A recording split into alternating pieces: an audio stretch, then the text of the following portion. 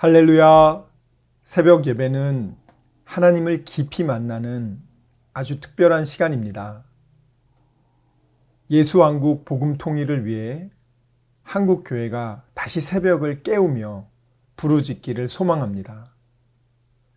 예수왕국 복음 통일을 위해 한국 교회가 함께 부르짖어 새벽을 깨우며 다시 성령의 뜨거운 불을 회복하기를 간절히 소망합니다. 사도신경으로 하나님께 신앙 고백 드리겠습니다. 전능하사 천지를 만드신 하나님 아버지를 내가 믿사오며 그 외아들 우리 주 예수 그리스도를 믿사오니 이는 성령으로 잉태하사 동정녀 마리아에게 나시고 본디오 빌라도에게 고난을 받으사 십자가에 못 박혀 죽으시고 장사한 지 사흘 만에 죽은 자 가운데서 다시 살아나시며 하늘에 오르사 전능하신 하느님 우편에 앉아 계시다가 저리로서 산자와 죽은 자를 심판하러 오시리라. 성령을 믿사오며 거룩한 공회와 성도가 서로 교통하는 것과 죄를 사하여 주시는 것과 몸이 다시 사는 것과 영원히 사는 것을 믿사옵나이다. 아멘. 겟세마네 동산에서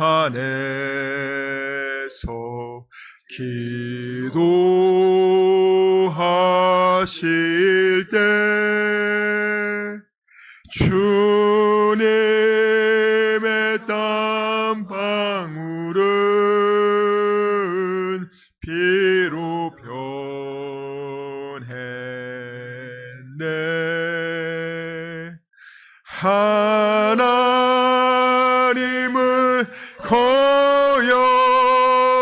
거역한 나를 위하여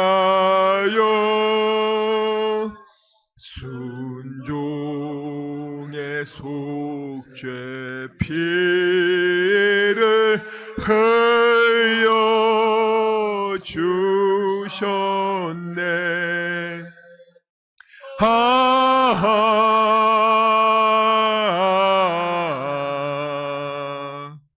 주의 사랑 깊고 크셔라. 내 영혼의 파도처럼 메아리 쳐온다. 빌라도의 뜰에 서서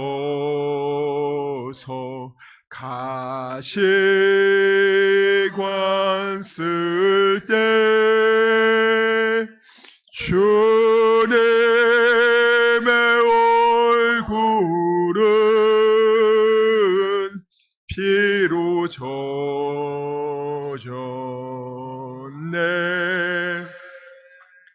온예유의 저주를 속하시려고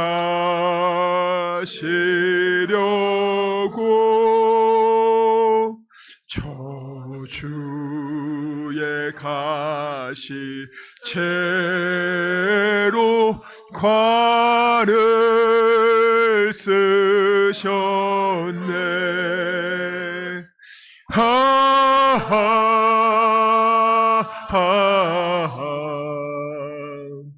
주의 사랑 깊고 크셔라. 내 영혼의 파도처럼 메아리 쳐온다. 빌라도의 군인들이 때린 채찍에 찢어져 피로 물든 주님 등골에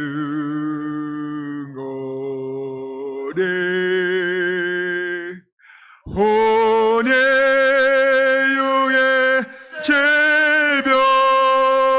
질병을 속하 하셨으니 치료의 강물에서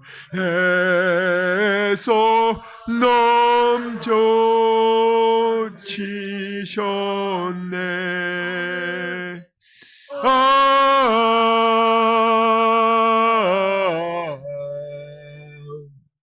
주의 사랑 깊고 크셔라. 내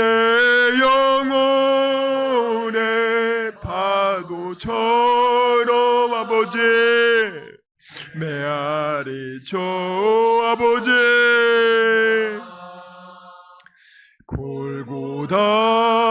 골고다의 십자가에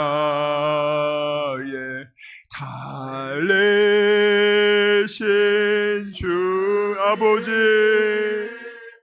손과 발 옆구리에 입은 상처 아버지 온몸의 물과 피로 다 흘리셔서 멸망의 죽음에서 날 건지셨네.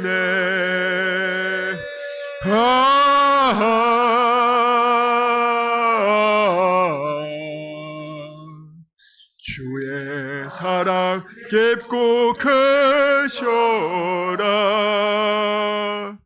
내 영혼의 파도처럼 메아리쳐 온다. 아멘. 오늘 함께 나눌 하나님 말씀은 마태복음 24장 30절에서 44절까지 말씀입니다. 마태복음 24장 30절에서 44절까지 말씀 함께 봉독하도록 하겠습니다. 읽겠습니다. 시작. 그때 인자의 징조가 하늘에서 보이겠고 그때 땅의 모든 족속들이 통곡하며 그들이 인자가 구름을 타고 능력과 큰 영광으로 오는 것을 보리라. 그가 큰 나팔 소리와 함께 천사들을 보내리니 그들이 그의 택하신 자들을 하늘 이 끝에서 저 끝까지 사방에서 모으리라. 무화과 나무의 비유를 배우라. 그 가지가 연하여지고 잎사귀를 내면 여름이 가까운 줄 아나니 이와 같이 너희도 이 모든 일을 보거든 인자가 가까이 곧 문 앞에 이른 줄 알라. 내가 진실로 너희에게 말하노니 이 세대가 지나가기 전에 이 일이 다 일어나리라. 천지는 없어질지언정 내 말은 없어지지 아니하리라. 그러나 그날과 그때는 아무도 모르나니 하늘의 천사들도 아들도 모르고 오직 아버지만 아시느니라. 노아의 때와 같이 인자의 임함도 그러하리라. 홍수 전에 노아가 방주에 들어가던 날까지 사람들이 먹고 마시고 장가들고 시집가고 있으면서 홍수가 나서 그들을 다 멸하기까지 깨닫지 못하였으니 인자의 임함도 이와 같으리라. 그때 두 사람이 밭에 있음에 한 사람은 데려가고 한 사람은 버려둠을 당할 것이요 두 여자가 맷돌질을 하고 있음에 한 사람은 데려가고 한 사람은 버려둠을 당할 것이니라. 그러므로 깨어 있으라. 어느 날에 너희 주가 임할는지는 너희가 알지 못함이니라. 너희도 아는 바니 만일 집주인이 도둑이 어느 시각에 올 줄 알았더라면 깨어 있어 그 집을 뚫지 못하게 하였으리라. 이러므로 너희도 준비하고 있으라. 생각하지 않은 때에 인자가 오리라. 아멘. 자, 우리 옆에 있는 분들에게 이렇게 인사합시다. 행함과 진실함으로 사랑하겠습니다.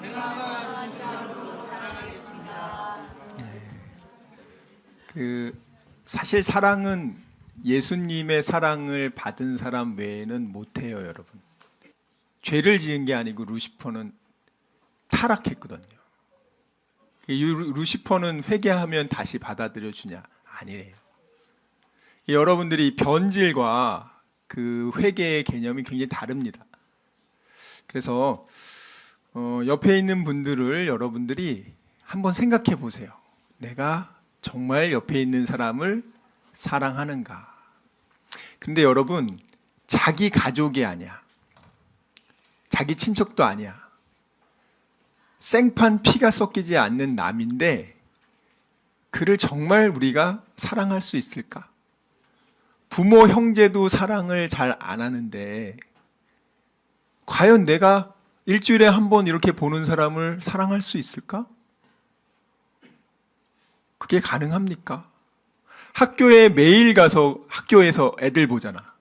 근데 그 학교에 매일 가는 애들이 학폭으로 애들을 때리고 변기에 얼굴을 처박게 하고 자살하게 하고 매일 보는 사람들이잖아요. 매일 보는데도 왜 사람을 그렇게 죽일까? 그럼 과연 일주일에 한 번 보는데 과연 이 사람들을 여러분들이 사랑하는가? 우리가 정상적인 사람이라면 물론 부모를 사랑하겠죠. 정상적인 사람이라면 형제도 그래도 사랑하지 않을까요? 그런데 남인데 사랑을 하는 사람의 경우가 어떤 사람이냐면 이제 여러분이 누구를 전도를 했어요. 내가 복음으로 그를 태어나게 했어요. 나보다 나이가 30이 많든 40이 많든 나이가 어리든 상관없어요.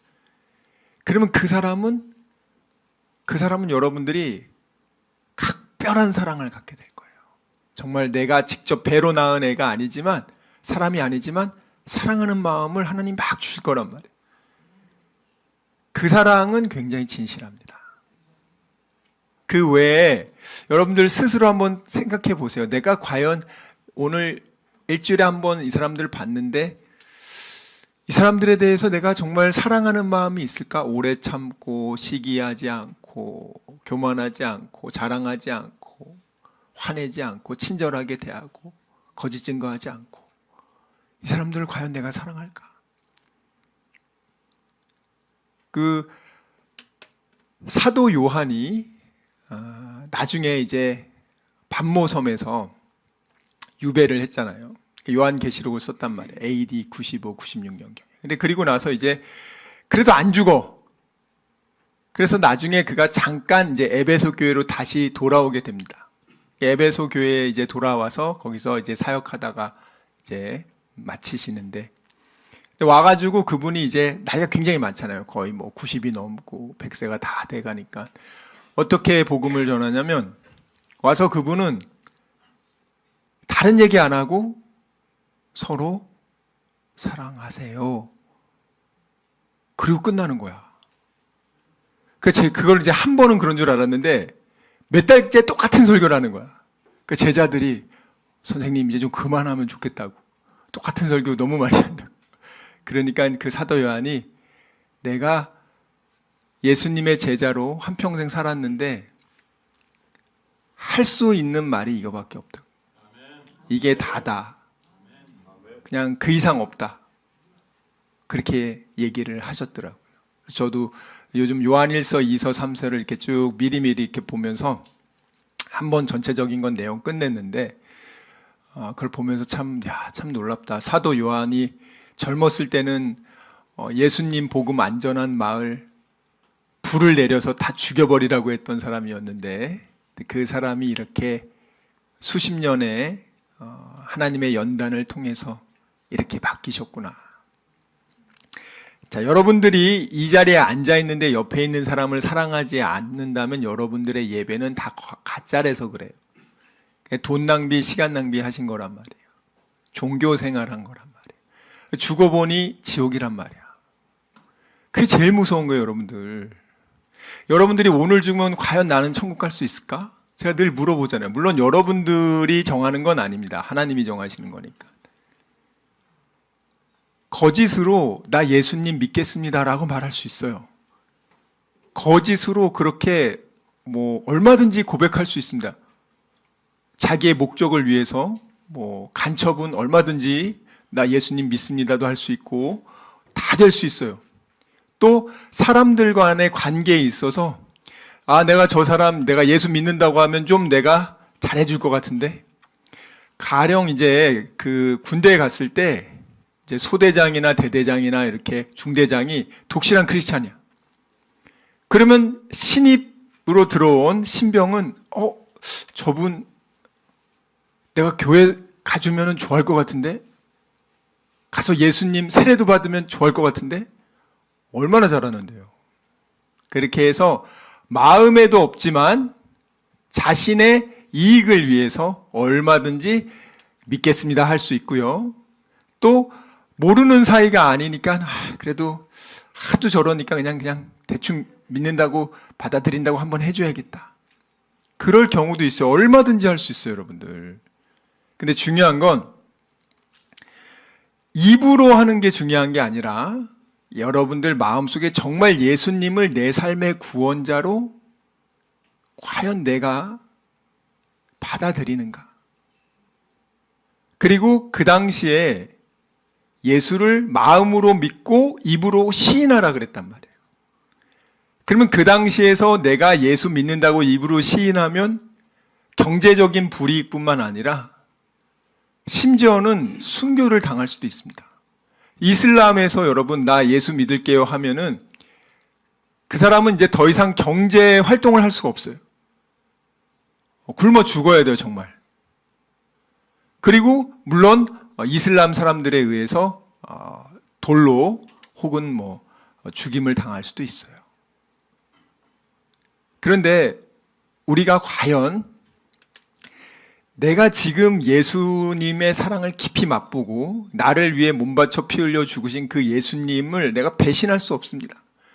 저는 내가 죽어도 예수님을 내 삶의 구원자로 인정하고 난 이 믿음 뺏기지 않고 그렇게 살겠습니다. 그런 분이 스스로에게 물어보세요. 나 진짜 그럴 것 같다. 그분이 진짜예요. 그걸 잘 기억하시란 말이에요, 여러분들. 근데 그걸 또 뺏기지 마세요. 5년 후, 10년 후에는 그 믿음이 없어질 수도 있거든요. 나는 나 자신이 더 중요해. 예수보다. 내 생명이 더 중요해. 내가 이 세상에서 원하는 것을 얻는 게 더 중요해. 남편이, 부인이, 자녀가 예수보다 더 중요해. 주 예수보다도 더 귀한 것은 없네. 이 세상 부귀와 영화를 다 줘도 바꿀 수 없네. 과연 내가 정말 그런 마음으로 찬양을 부르는가를 한번 생각해 보시라고. 그분은 정말 크리스찬입니다. 네. 현 시점에서는 그래요. 근데 몇 년 뒤에는 어떻게 달라질지 모르겠어요. 왜냐하면 사탄이 할 수만 있다면 믿는 자들의 믿음을 뺏어서 미혹해 하니까. 이 사탄을 간과하시면 안 돼요. 얼마나 많은 사람들이 예수님, 그 하나님이 루시엘을 창조했을 때, 저 새끼는 이제 저 천사장은 이제 앞으로 나를 배신하고 쿠데타할 놈이야. 그렇게 생각하고 창조하셨겠어요? 천사들도 자유의지가 있단 말이에요. 여러분, 아담을 창조할 때, 요 놈은 선악과 먹어서 나를 배신할 놈이야. 그럴 가능성이 있음에도 불구하고 자유의지를 주셨잖아요. 우리를 기계적으로 만든 것이 아니라 우리에게 자유의지를 주셨단 말이에요. 오늘 우리가 지금 예수님의 재림에 대해서 지금 언제 예수님이 재림하시는지, 대략 어느 정도 징조가 생기면 나타나는지도 살펴봤고, 그렇지만 그 날짜를 정확히 할 수 없다. 몇 년, 몇 월, 며칠 날 한다. 이거는 100% 이단이다. 그렇지만 대략 이러이러한 징조들이 생기면 때가 정말 가까이 왔다는 것을 여러분들이 느끼시면 될 것 같아요. 노아에 대해서 조금 살펴봤어요. 노아의 때와 예수님의 재림의 때와 같다. 예수님이 재림하는 바로 그날 38절에 보면 예수님이 예를 들어서 뭐 몇 년 뒤에 재림하는 그 날도 사람들은요, 먹고 마시고 장가들고 시집가고 있습니다. 예수님의 재림에 대해서요, 사람들이 관심이 없어요. 예수님 믿는 사람들도 별로 관심이 없는데, 안 믿는 사람은 아예 관심이 없어요, 여러분들. 예수님 믿는 사람들이 재림 설교를 하면은 표정이 안 좋아요. 왜냐하면 내 계획은 예수님이 지금 오면 안 되기 때문에 나는 좀 더 뭔가를 해야 되는데, 혹시라도 그런 분이 있으면 잘 들으셔야 됩니다. 그런 분은요, 엄밀히 말하면 그리스도인이 아니에요. 왜 그런지 알려드릴게요. 오늘 본문에 보면 어둠에 있는 자가 나오거든요. 그리고 마음이 둔감해진 사람이 나오거든요. 그리스도인은요, 예수님의 재림, 예수님의 다시 오심을 왜 기대하고 사모하냐면, 이 땅에서 우리가 주님의 은혜로 살아가지만 사탄이 끊임없이 그 믿음을 빼앗고 여러분들을 괴롭히고 힘들게 하는 것을 여러분들도 아시잖아요. 여러분들이 예수님이 재림하셔서 이 모든 것을 완전히 정리하시고 나에게 예비하신 그 하나님의 나라로, 영광의 나라로 내가 그곳에서 예수님과 영원히 또 믿음의 동역자들과 함께 그렇게 가장 좋은 곳에서 살고 싶은 마음이, 그게 드는 게 정상이에요. 자, 그러면 내가 예를 들어서 먹고 마시는 일을 하잖아요. 근데 그건 왜 하냐?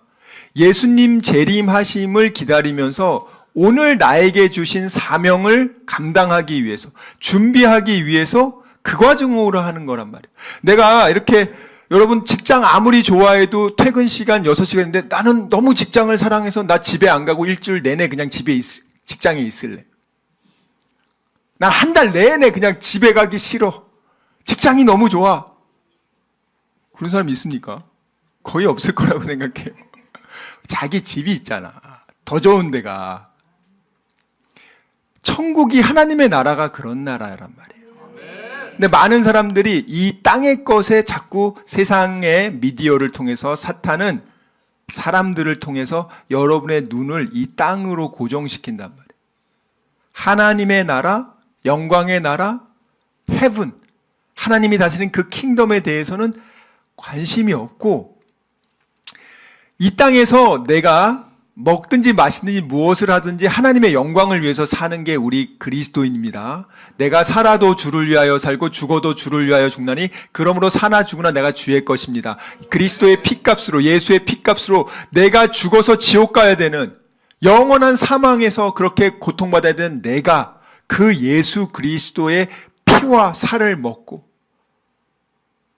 나는 구원받았단 말이에요. 그래서 그것을 정말 인정하는 사람은, 믿는 사람은 남은 인생을 어떻게 사냐면, 이제는 내가 나를 위해서 살았지만 이제는 나를 위해, 앞으로는 몸 바쳐 피 흘려 생명 주신 예수님을 위해서 살겠습니다. 그래서 내가 일을 하더라도 예전에는 나를 위해서 일했어. 내가 열심히 일해서 원하는 자동차 사고 좋은 집에 살고 아파트 평수를 넓히고 아이들 좀 더 좋은 거 먹이고 좋은 옷 입히고 또 해외여행도 가고 등등등등, 다 나와 또 나를 내가 사랑하는 그 자녀들, 가족도 확대된 나란 말이에요. 결국 나를 사랑하는 거예요. 그런데 이제는 내가 예수를 위해서, 나를 위해 죽으신 그 예수의 사랑을 맛봐서 그 사랑이 너무 감사해서 난 이제는 예수님을 위해 살겠습니다. 예수님을 위해서 사는 게 뭐죠? 너희가 너만 구원받지 말고 너가 너희 주변 사람들을 전도와 선교해서 그 사람을 살리는 일. 내가 남은 인생 사는 것은 나를 위하여 자기 몸을 버리신 하나님의 아들을 믿는 믿음 안에서 사는 것이라. 이제는 내가 사는 것이 아니요 내 안에 예수가 살았다. 예수가 하는 일이 뭡니까? 이 땅에서 하나님의 잃어버린 양을 찾는 거 아닙니까? 구원하는 거 아닙니까? 그 동역자로 나를 불러줬기 때문에 정말 그리스도인이라면 전도와 선교를 안 할 수가 없어요. 그 사람이 만약에 그런 마음이 없다. 그 사람 아니에요. 그 사람 제가 정말 단호하게 말해요. 그 사람은 제 종교인이다. 교회 안에 종교인이 90%가 넘는단 말이에요. 안타까운 일이지만. 너무 안타깝지 않습니까? 시간 말씀을 생각하며 기도하기 원합니다. 주여 아버지, 정말 저희들의 믿음 없음을 용서하여 주시고, 믿지 않고 느끼려고 했던 것을 용서해 주시고, 아버지 감정에 휘둘리지 않게 해주시고, 이제는 어린 아기의 신앙을 벗어나 믿음으로 약속의 말씀을 믿고 순종하는 그리스도의 장성한 일꾼 되게 하여 주시옵소서. 우리 이 시간 말씀을 생각하며 전심으로 기도합시다. 주여, 주여, 주여 아버지.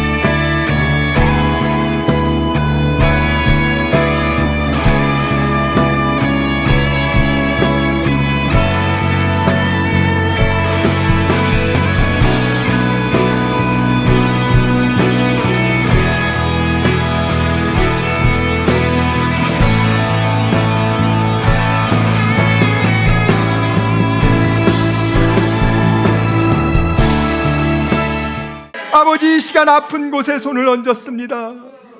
아버지, 병든 곳에 손을 얹었습니다. 여러 가지 문제가 있는 분들은 가슴에 손을 얹었습니다. 주님 아시지 않습니까? 수고하고 무거운 짐진 자들아 다 내게로 오라. 내가 너희를 편히 쉬게 하리라. 우리 주님 약속하셨습니다. 감사함으로 하나님께 기도합니다. 주여, 세상이 알지 못하는 평안함으로 우리의 생각과 마음을 지켜주시고 문제를 주님께서 해결하여 주시옵소서. 아버지, 병든 곳에 손을 얹어 싸우니 이 시간 예수의 이름으로 명하노니 치료될지어다. 그가 채찍을 당함으로 우리가 나음을 입었도다. 우리는 믿습니다. 지금은 우리 주 예수 그리스도의 은혜와 하나님의 사랑과 성령님의 교통하심이 오직 의심하지 않고 감사함으로 하나님께 기도하기로 다짐하고 결단한 여기 모인 우리 모두와 다니엘 비전교회 귀한 성도들과 함께 예배드리는 모든 분들의 가정과 일터와 범사 위에 지금부터 영원토록 함께 있을지어다. 아멘.